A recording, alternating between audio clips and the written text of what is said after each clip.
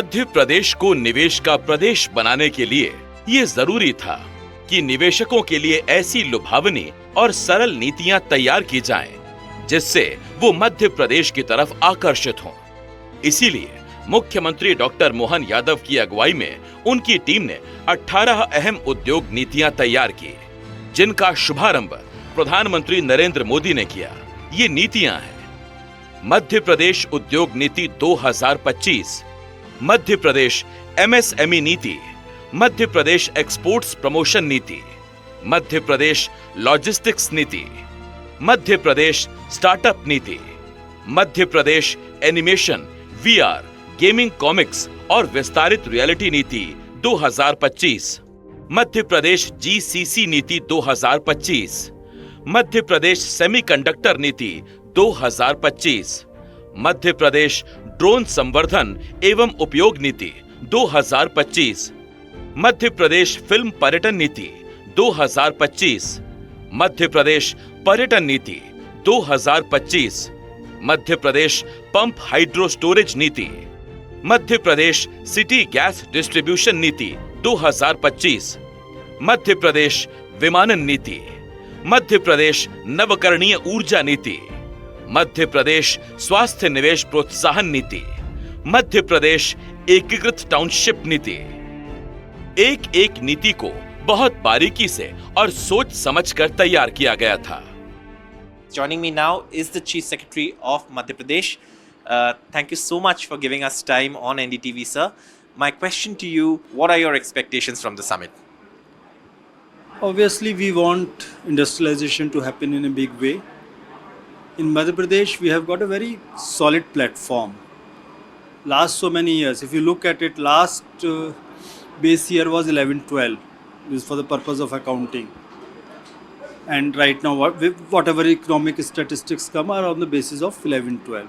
In the current pricing terms, Madhya Pradesh has been the fastest growing large state in the country with a CAGR of 13%. But that's largely on the back of agriculture. We had done wonderfully well. We have got good infrastructure. We have got good industrial parks. Certain good industrialization has already happened. We had been making efforts for quite some time. Last 2 decades have seen huge transformation. But we have reached at a point where the scenario can completely be transformed and we can really go very fast.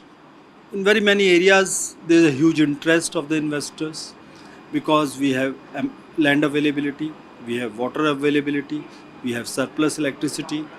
People here, law and order situation is very good. And more importantly, the government policies. They are very, very facilitative. So, as you would have seen that 18 policies were launched today. Apart from the financial incentives which many governments provide, we are almost there, competing at par with the best incentive any state provides. But what is more important, our other facilitation is fantastic. We have allowed things like land use change for industrialization.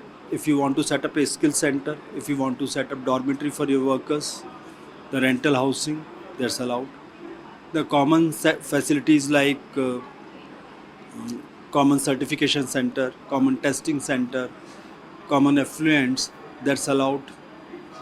Similarly, ease of doing business. Sector by sector, our teams actually sat down and listed out what are the permissions required for that particular sector.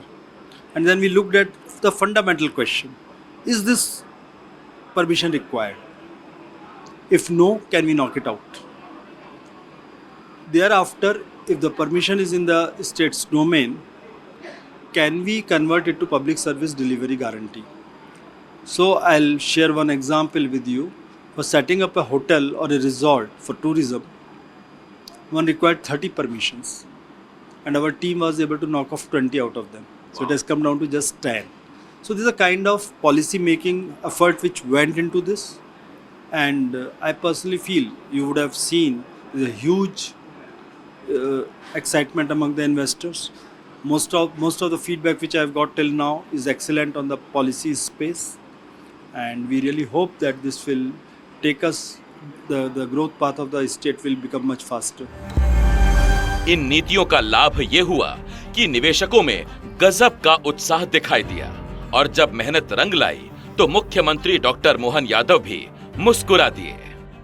Sir, ये इतनी बड़ी पैमाने पे मध्य प्रदेश में investment summit यहाँ पे आयोजन किया गया है। मकसद क्लियर है, प्रधानमंत्री ने भी आज कह दिया है कि इस राज्य को जो प्रोग्रेस हो सकता है उसके लिए। तो क्या क्या इसमें आपके हिसाब से सबसे बड़े चीज़ें हैं इस समिट में? देखिए, हमारे लिए यशस्वी प्रधानमंत्री का आशीर्वाद है ही, लेकिन जिस प्रकार से हमारे राज्य के अंदर की संभावना है, जहाँ बिजली सरप्लस है, लैंड सरप्लस है, भौगोलिक दृष्टि इतनी अच्छी है कि देश के मध्य में है, लॉ एंड ऑर्डर को लेकर के कोई परेशानी नहीं, सरकार का गुड गवर्नेंस है, सभी प्रकार की पॉलिसियाँ हमारे पास है, प्रशिक्षित लोगों की कार्यशक्ति एक तरह से उसकी संभावना भी अच्छी है। यही कारण है कि सभी सेक्टर में समान रूप से बढ़ रहा है। जैसे एनर्जी का सेक्टर, एनर्जी में सभी प्रकार की renewable energy, thermal energy, hydel power, फिर tourism, health, education, mining, agriculture, IT, कौन सा क्षेत्र छोड़ा है, सभी सेक्टर में समान रूप से चल रहा है। सर, देश के सबसे बड़े उद्योगपति आज यहाँ पे शामिल हुए। सुबह के जो कार्यक्रम थे जिसमें प्रधानमंत्री भी बहुत ही अच्छे तरीके से बोला कि टेक्नोलॉजी, टेक्सटाइल और टूरिज्म और टेक्नोलॉजी में शायद कुछ आगे बढ़ सकता है। आपसे भी मिले उद्योगपति, क्या आपको लग रहा है कि निवेश के हिसाब से कितना आगे बढ़ने वाले मध्य प्रदेश? रोजगार को लेकर के तो बड़े संभावना आईटी में भी है, एग्रीकल्चर में भी है, टूरिज्म में भी है। तो रोजगार परक इंडस्ट्री को हम अलग से प्रमोट कर रहे हैं। बाकी रेगुलर इंडस्ट्री के लिए उनकी भी पॉलिसी हमारी बहुत अच्छी है, उसका स्कोप अच्छा मिल रहा है। और आखिरी सवाल, 2 दिन इतने सारे आयोजन किए गए हैं, मध्य प्रदेश के इमेज के लिए, इंडस्ट्री के इमेज के लिए ये एक बहुत ही बड़ी कदम है, उसके बारे में थोड़ा कुछ बताइए। देखिए, मध्य प्रदेश में अपार क्षमता है, बहुत संभावना है और सबसे तेज गति से बढ़ने वाले राज्य में हमारा मध्य प्रदेश है। ऐसे में इसकी अपनी क्षमता योग्यता से ये देश का अग्रगण्य राज्य में से एक बनेगी। हमारे यशस्वी प्रधानमंत्री के आशीर्वाद से सभी सेक्टर में इसलिए हमने इस प्रकार की पॉलिसी लेके लाए और मुझे पूरा भरोसा है कि हम अपनी जो आज की स्थिति में जिस प्रकार से हमारी ग्रोथ है, वो ग्रोथ रेट निश्चित रूप से कई सेक्टर में हमको और आगे ले जाएगी। और कुछ पॉलिसीज़ आज आपने भी अनाउंस किए हैं जो उद्योग और व्यवसाय के लिए बहुत ही बेहतर तरीके से राज्य को आगे ले जा सकते हैं। जैसे कई राज्यों के अंदर की पॉलिसियों की अच्छाइयों को समेकित करते हुए कि हमारे राज्य के अनुकूल 18 से ज़्यादा विभागों की पॉलिसियाँ हमने आज माननीय प्रधानमंत्री जी के माध्यम से लोकार्पित कराई है और ये ताकत हमारी है। माननीय मोदी जी के नेतृत्व में डबल इंजन की सरकार देश में मध्य प्रदेश को नंबर 1 की स्थिति में ले जाएगी। राज्य के सबसे सर, सीएम की तरफ से उद्योगपति के लिए क्या मैसेज रहेंगे आपके?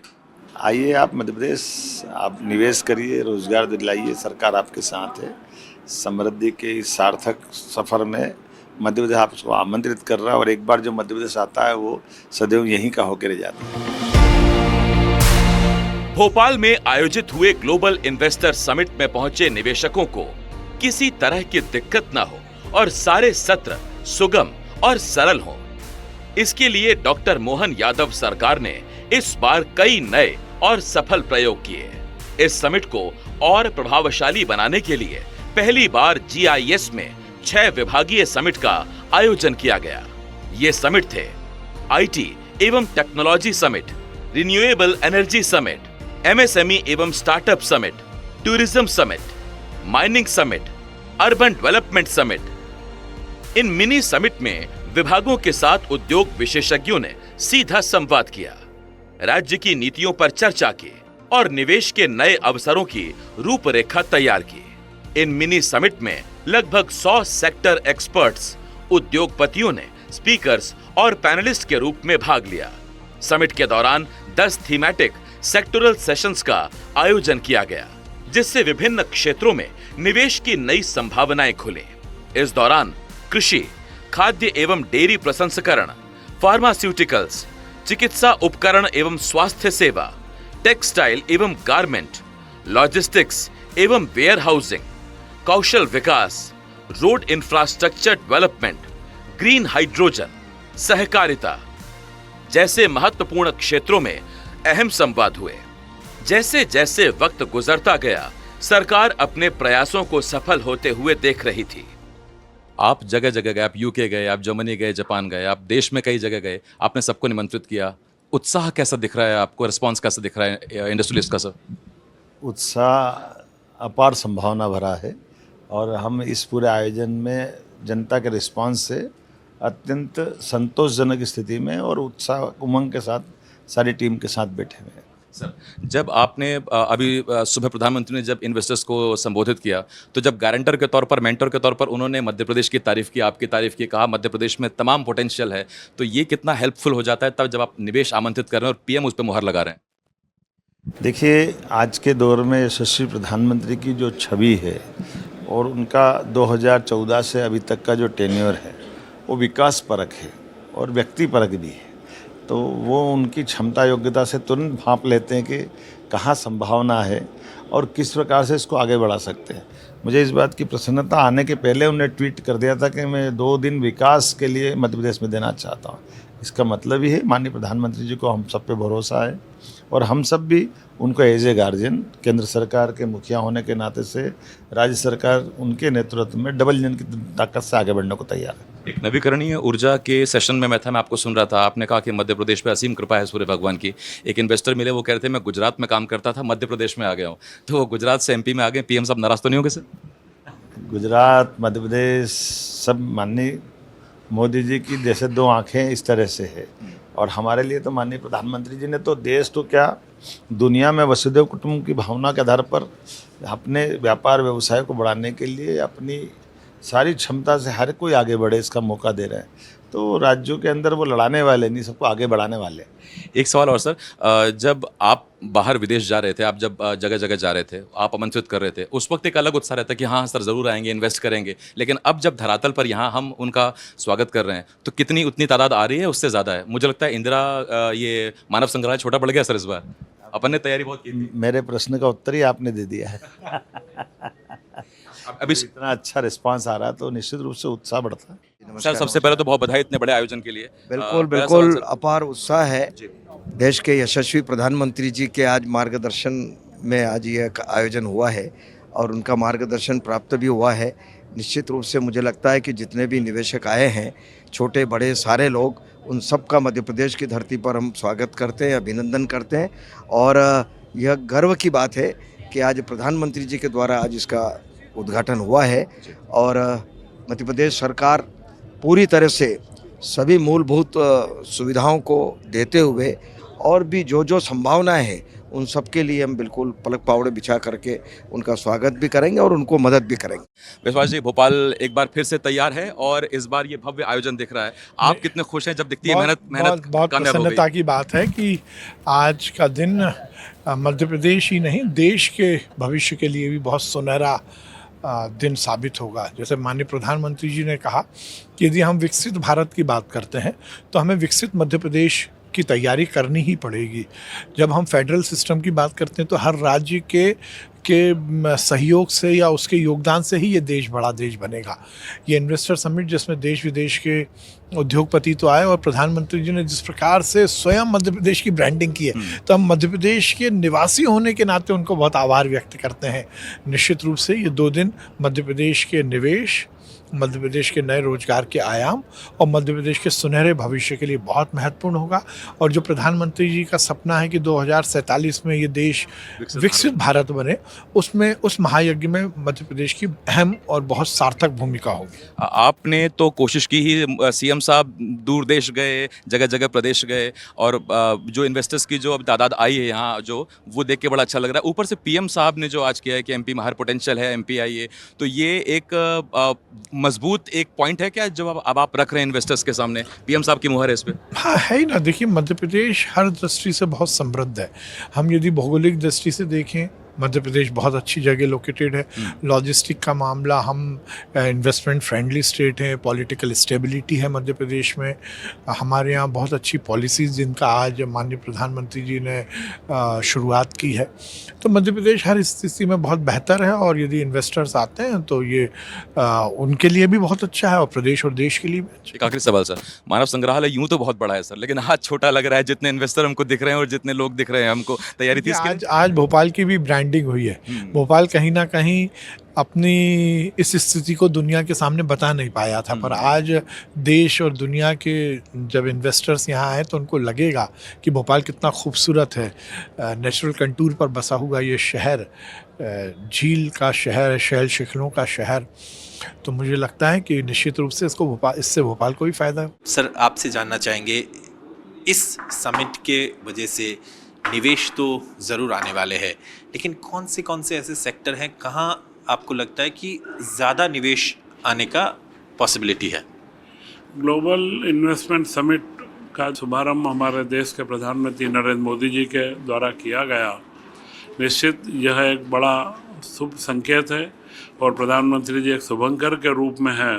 इससे मध्य प्रदेश में जो असीम संभावनाओं के साथ में हमने समिट का आयोजन करा है, हमारे मुख्यमंत्री मोहन यादव जी ने जिस तरीके से निवेश के सारे क्षेत्रों को पूरे देश के सामने, विदेश के अंदर भी रखा है, तो मुझे लगता है कि सारी संभावनाओं का एक साथ हम विकास करेंगे।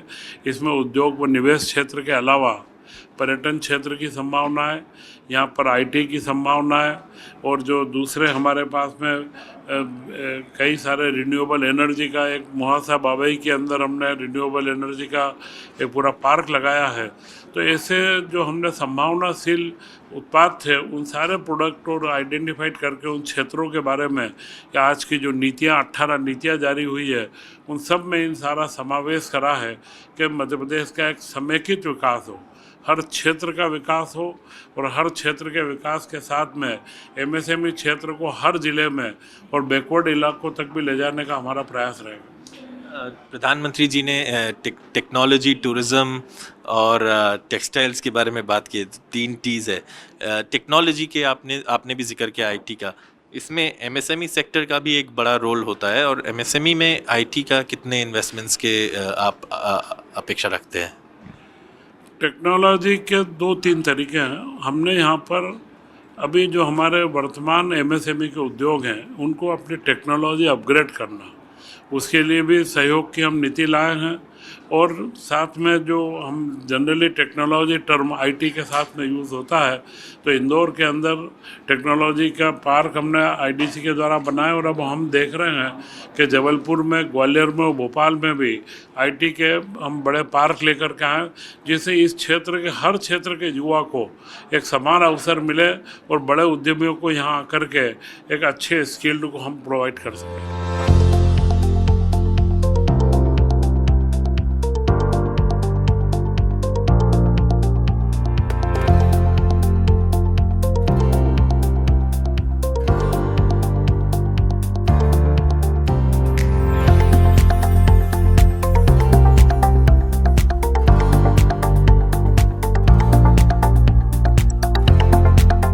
मुख्यमंत्री डॉक्टर मोहन यादव और उनकी कैबिनेट के अथक प्रयासों के बाद जब फाइनल आंकड़े निकलकर सामने आए, तो उसने कई पिछले रिकॉर्ड्स तोड़ दिए। रीजनल इंडस्ट्री कॉन्क्लेव्स में 2.34 लाख करोड़ रुपए के निवेश प्रस्ताव आए, जिनसे 2.74 लाख रोजगार सृजन होने की संभावना है।